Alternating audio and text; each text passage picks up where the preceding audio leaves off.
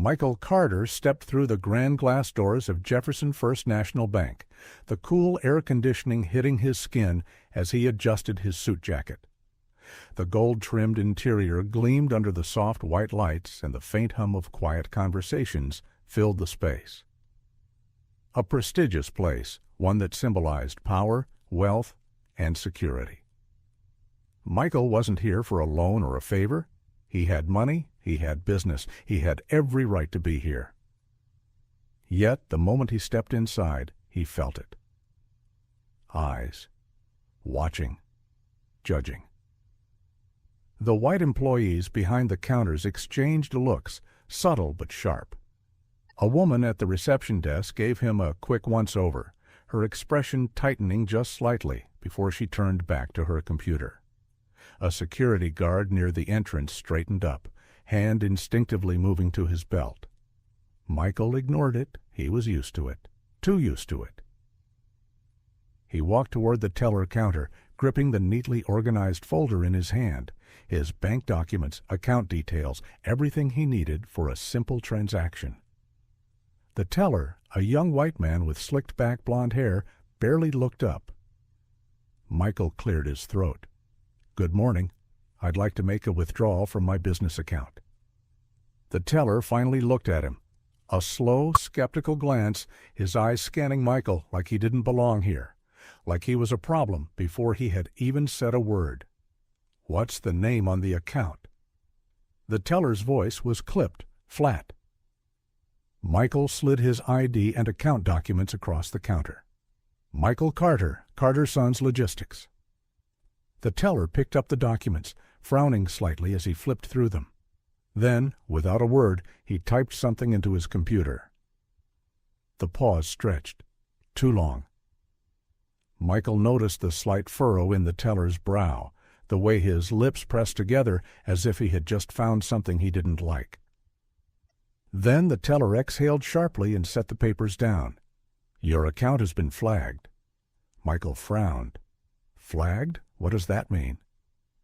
The teller leaned back in his chair, arms crossing. "It means your account is under review. You can't make a withdrawal." Michael's fingers curled against the counter. Under review? He had used this account just last week. "There must be some mistake," Michael said, keeping his voice even. "I haven't received any notices." The teller shrugged, fake sympathy plastered on his face. "It happens." Michael inhaled slowly, forcing down the irritation boiling in his chest. "All right, let me speak to the branch manager," he said, keeping his voice controlled. The teller's eyes flickered with something, a flash of amusement, annoyance. But he nodded and pressed a button on his desk. Michael felt the weight of stares increasing behind him. A woman in line whispered to her husband. A businessman in a navy suit side-eyed him. Security was watching him now. Michael stood firm, refusing to shrink. Then footsteps approached, firm, deliberate. A tall, middle-aged white man in a gray suit with a neatly combed side part stopped beside the teller. His name tag read, "Richard Green, Branch Manager." The teller handed him Michael's documents. "This customer is requesting a withdrawal, but his account is flagged." The manager barely glanced at the papers before turning his gaze on Michael. Cold, calculating, dismissive. "Mr. Carter," he said smoothly, "I'm afraid there's nothing we can do. Your account has been closed due to compliance issues." Michael's breath hitched. "Closed? That's impossible." "I assure you it's not." The manager gave a thin, rehearsed smile. "A letter should have been mailed to you." Michael felt his pulse spike. He had received no such letter. His business depended on this account. "This has to be a mistake. I need access to my funds." "I'm afraid that won't be possible." The calm arrogance in the manager's tone made something burn inside Michael. He took a step forward, voice firm. "Then I need to speak to someone higher up." The teller scoffed under his breath. The manager's smile thinned. "Mr. Carter," he said, tone suddenly sharper. "You're causing a disturbance. I suggest you leave." Michael clenched his jaw. A disturbance? He was speaking in a normal tone. From behind him a voice muttered, "Maybe they should call security." A cold wave of humiliation rolled through him. Michael glanced around. The entire bank was watching now. A woman clutched her purse a little tighter. A man in an expensive watch whispered to his assistant. They all saw it. A black man being denied his own money. He turned back to the manager. "I have every right to be here. And we have every right to refuse service." The manager's smile was sharper now, cruel. Michael's fists tightened. He forced himself to breathe, to stay in control. Then the doors opened, and the entire room shifted. A man in a perfectly tailored suit stepped in, his aura powerful, commanding. The way the staff suddenly straightened made it clear. This was someone important. Michael watched as the man walked past the reception desk. The receptionist stood up so fast she nearly knocked over her chair. The manager paled. The teller sat up straighter. The whispers started. Michael didn't know who this man was. But one thing was clear. Everything was about to change. Michael Carter wasn't just any man. He had built everything from the ground up. Blood, sweat, and sacrifice. Born and raised in Southside Chicago, he had seen what it meant to struggle. His father had worked 2 jobs. His mother had cleaned houses for white families who never even bothered to learn her name.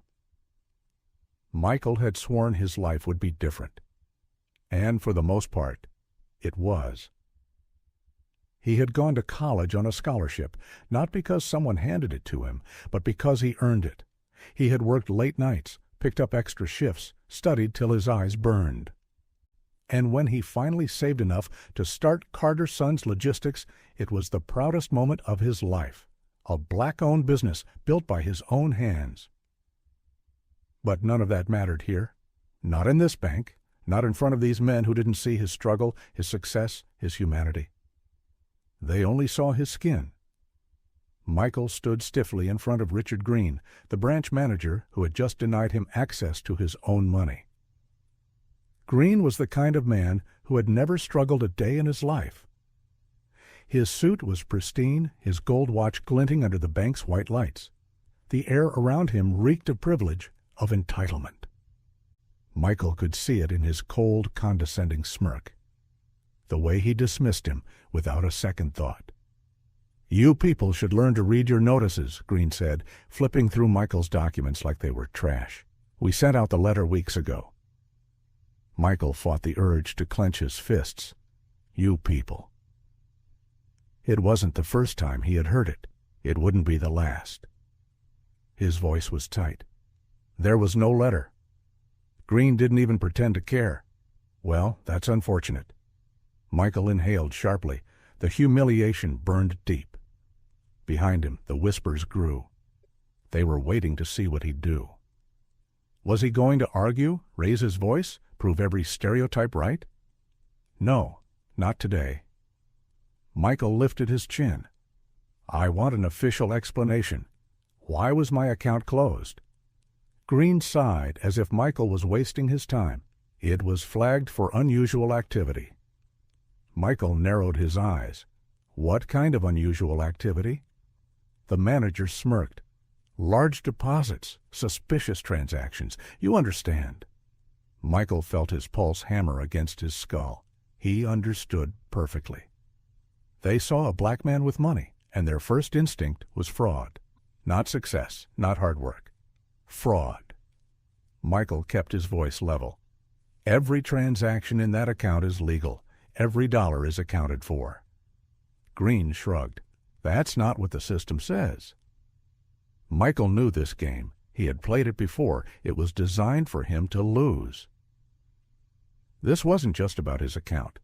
It was about power, control. Michael could feel the tension creeping up his spine, the way his skin burned under the weight of judgment. He wanted to fight, wanted to demand justice. But he also knew how these stories ended.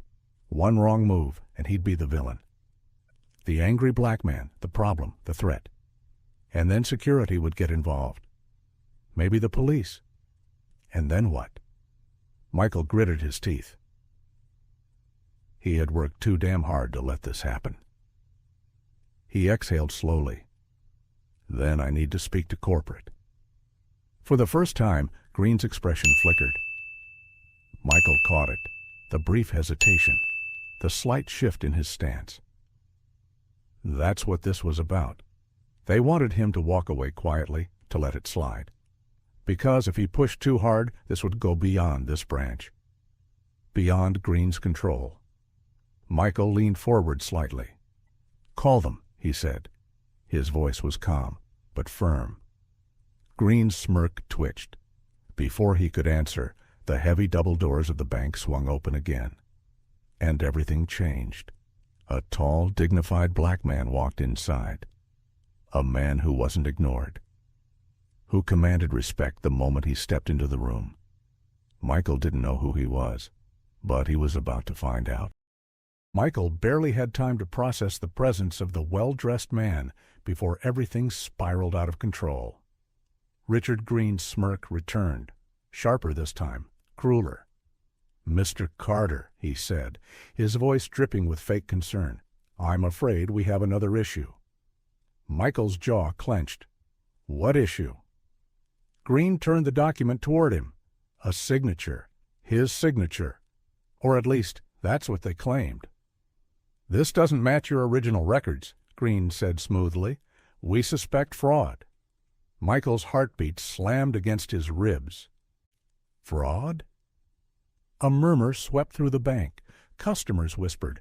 Eyes darted toward him. Michael felt it again, that familiar suffocating weight of suspicion.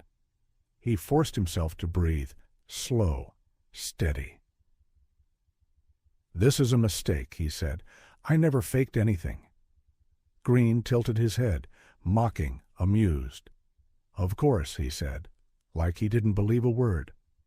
Michael knew what was happening. This wasn't about a signature. This was about humiliation. They weren't just denying his money, they were painting him as a criminal. Before Michael could respond, a sharp voice cut through the tension. "Security." 2 guards appeared. Broad shoulders, cold, unreadable expressions. The taller one cracked his knuckles. Michael went still. "I'm going to have to ask you to leave," one of them said, stepping closer. Michael's pulse pounded in his ears. Leave? They were kicking him out. Over a lie, over a damn signature. He glanced around, searching for a single face willing to stand up for him. Nothing. A few customers looked away. A middle-aged man muttered, "Should have just left when they told him to." A woman in a designer suit sighed, shaking her head. Not worth the trouble. Even the ones who knew this was wrong, who saw what was happening, said nothing. Michael felt his hands tremble, not with fear, with rage. This wasn't the first time. And deep down, he knew it wouldn't be the last. He wanted to fight, wanted to scream. But then what? A black man arguing in a bank? Security wouldn't just escort him out. They'd drag him out. Cops would show up. The headlines would write themselves. Aggressive black man causes scene at local bank. Not a businessman fighting for his rights. Not a father who built everything from the ground up. Just another statistic. Michael inhaled sharply, forced his fists to unclench. "I'm not leaving until I get answers," he said. His voice was calm, controlled. Green smirked. He was enjoying this. "Either you leave on your own," he said, "or they make you." Michael's teeth clenched.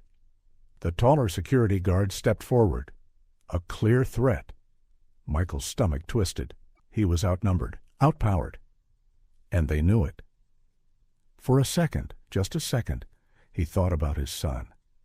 His little boy, waiting at home. What would he tell him? That his father fought back and ended up in handcuffs? That no matter how hard you work or how honest you are, there will always be someone waiting to tear you down. Michael swallowed hard. Then, slowly, he stepped back. The tension in the air didn't break. But the guards didn't touch him either. Green chuckled. Smart choice. Michael turned away, his heart like lead in his chest. And then a voice, soft, hesitant. Wait. Michael's head snapped up. A young woman, blonde hair, nervous hands gripping a stack of papers. Sarah, a bank teller. She had been watching the whole thing. And now for the first time she spoke. Michael could see it in her eyes, hesitation, fear. She wanted to say something, wanted to stand up. But her gaze flickered to Green, to the security guards. And just like that, she looked away. Michael's chest tightened. Sarah knew this was wrong. But she wouldn't risk her job for him. No one would. He walked out of the bank, alone. Michael stepped out of the bank, but the weight in his chest didn't lift. The cold wind hit his face, but it wasn't enough to cool the fire burning inside him. He wasn't done. Not yet. His hands shook as he pulled out his phone. Head office. They had a direct customer complaint line. If he could just talk to someone higher up, someone with actual authority, maybe ring.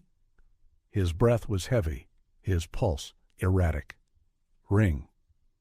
Come on, he muttered under his breath. Click. A voice answered. This is Bancorp's head office. How may I assist you? Michael gripped the phone tighter. My name is Michael Carter. I was just at your downtown branch and... A beep. Call ended. Michael froze. What? He checked the screen. Call blocked. His stomach twisted. He tried again. Straight to voicemail.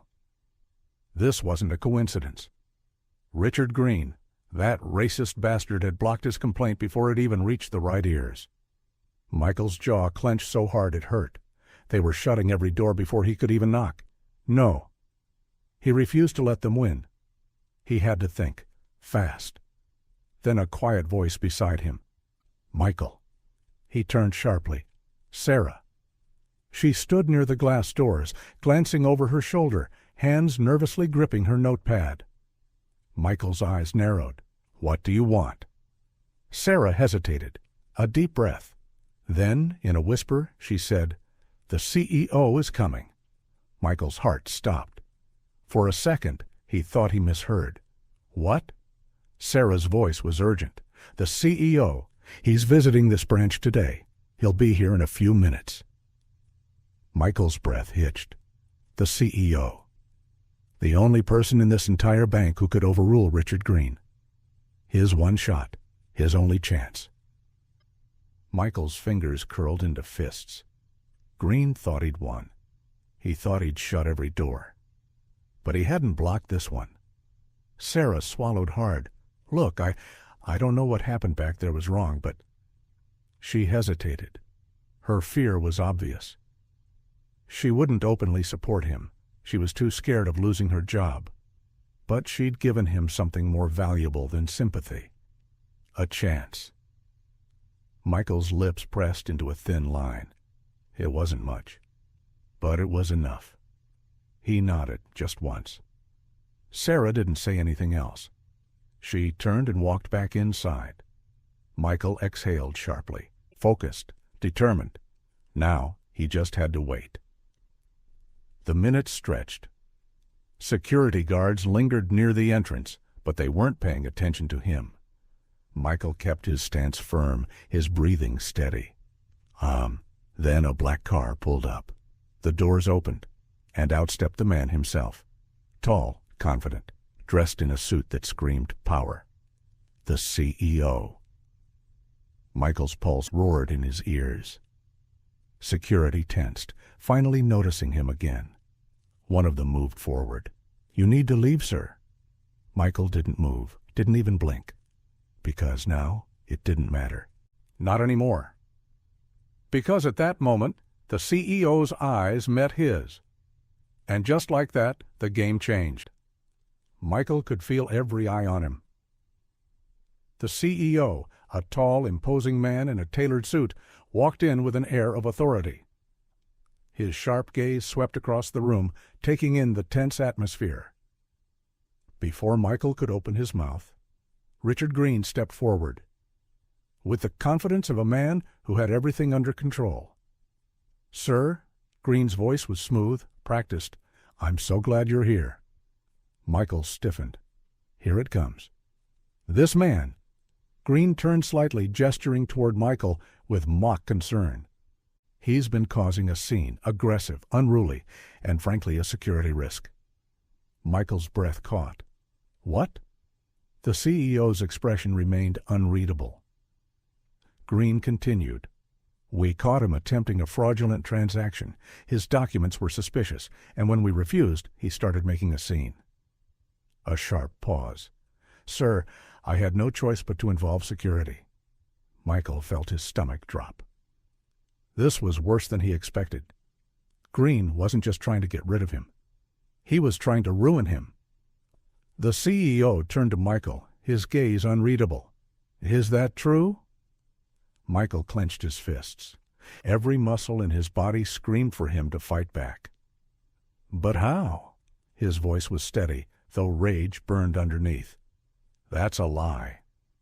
Green let out a scoff. "Oh? So now you're calling me a liar?" Michael's jaw tightened. "I came here for a simple transaction. I followed the rules. Your manager, however, decided that my existence was a problem." Green laughed, a smug, condescending laugh. "Of course. Play the victim." Michael's chest tightened. He could feel it happening again. The shift. People in the bank, the customers, the staff, they were buying into it. The narrative. A black man raising his voice in a bank, causing trouble, even when he wasn't. The CEO turned to Green. "Do you have any proof of fraud?" Green smiled. "As a matter of fact, I do." Michael froze. Green pulled out a document, the very form Michael had signed. "We ran his signature through verification." He handed the paper over. "It's inconsistent, which means forgery." Michael stared at the paper. His own signature. Distorted, slightly off, like someone had altered it. Michael's breath hitched. They were setting him up. This wasn't just a denial of service anymore. They were trying to paint him as a criminal. His pulse pounded in his ears. This was it. He was about to lose. Then a voice. "Sir, that's not right." Michael snapped his head up. "Sarah." She was standing at her desk, hands shaking, eyes darting between Michael and Green. Green's expression darkened. Michael's pulse spiked. Because in that moment, the entire room shifted. And for the first time, he wasn't alone. A heavy silence fell over the bank. Sarah's voice still hung in the air. Green's eyes snapped toward her, sharp, full of warning. But it was too late. The CEO slowly turned to face her. "What did you say?" His voice was calm, controlled. Sarah hesitated, but then she took a deep breath. "That document, it's not the original." Michael's heart pounded. The CEO's gaze sharpened. "Explain." Sarah swallowed. I saw Mr. Carter sign the original form." She hesitated. "That doesn't look like what he signed." Michael's breath caught. Sarah just risked everything. Green immediately stepped in. "Sir, this is ridiculous. She's a junior employee. She doesn't understand." "Enough." The CEO's voice cut through the air like a knife. Green froze. The CEO extended his hand. "Bring me the original form." Green hesitated. "Too long." The CEO's expression darkened. "I said now." Michael watched as Green's face drained of color. He had no way out. Under the watchful eyes of everyone in the bank, Green had no choice but to retrieve the actual form. When he handed it over, the CEO compared the signatures. A long, tense pause. Then his jaw clenched. "Forgery!" The room shifted. Gasps, shocked whispers. The CEO's gaze snapped up, cutting through Green like a blade. "Who altered this?" Green stammered. I don't know, sir. Maybe—" "Don't lie to me." Green shut his mouth. Michael felt his fists clench. Finally. The truth was out. The CEO exhaled sharply. Then he turned toward Michael. His expression was unreadable. "Mr. Carter," he said, his voice steady, "I owe you an apology." Michael stilled. This was unexpected. "I trusted my branch managers to uphold the values of this institution," the CEO continued. "Clearly I was wrong." He turned toward Green. "You're suspended, effective immediately." A wave of gasps rippled through the bank. Michael watched as Green's face twisted in shock. Sir, you can't be serious. I've been with this bank for— And in all those years, how many customers like Mr. Carter did you treat this way?" Green had no answer. The CEO looked at security. "Escort him out." Michael watched as Green was led away, still sputtering, still protesting, but powerless. For the first time, Michael felt the weight of justice. Then the CEO turned back to him. "I won't ask you to forgive what happened here today," he said, "but I will make it right." Michael exhaled, finally. Not just a financial victory, but a moral one, and this time the world saw it. Even as Green was dragged away, even as the whispers filled the air, even as the truth, finally exposed, settled over the room like a storm that had just passed. But inside him, the storm wasn't over. He should have felt victorious, should have felt relieved. But instead, he just felt tired. Years of discrimination, of being looked down on, of being treated like he didn't belong. And today, for the first time, someone had listened. Someone had believed him. But did it change anything? Did it really? The CEO's voice pulled him back. "Mr. Carter," he said, his tone steady, "I want you to know something." Michael looked up. "This isn't about money." The CEO paused. "It's about dignity." Michael stared at him. Because, for the first time, that was exactly what someone understood. Not just the account, not just the transaction, but the respect that had been stolen from him the moment he stepped into this place. The CEO exhaled. "We failed you today, and I won't let it happen again." Michael wanted to believe him. But how many times had he heard promises before? How many times had he hoped just to be disappointed?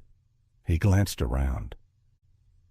The people who had whispered about him before, who had assumed the worst, were silent now. Some looked at him. Some looked away. But none of them had stood up for him. Not until the truth was shoved in their faces. Would they remember this? Would they speak up next time? Would they change? Or would they go back to their lives, forgetting this moment ever happened? Michael didn't know. And maybe that was the hardest part. A deep breath filled his lungs. He reached into his pocket, pulled out his phone, dialed a number. The line rang. Then a familiar voice. "Michael?" His wife sounded worried. "Is everything okay?" Michael closed his eyes. Then, finally, he let himself breathe. "We won." A pause. His wife inhaled sharply. Michael could picture her covering her mouth, eyes filling with relief. But before she could respond, Michael looked around one last time. At the bank, at the people, at the system that had almost crushed him today. And he knew this wasn't over. "But the fight isn't over," he finished. Silence. Then his wife's quiet, steady voice. "I know." Michael hung up, slipped his phone back into his pocket. Then, without another word, he turned and walked out the door, into a world that still needed to change. And he wasn't done fighting yet.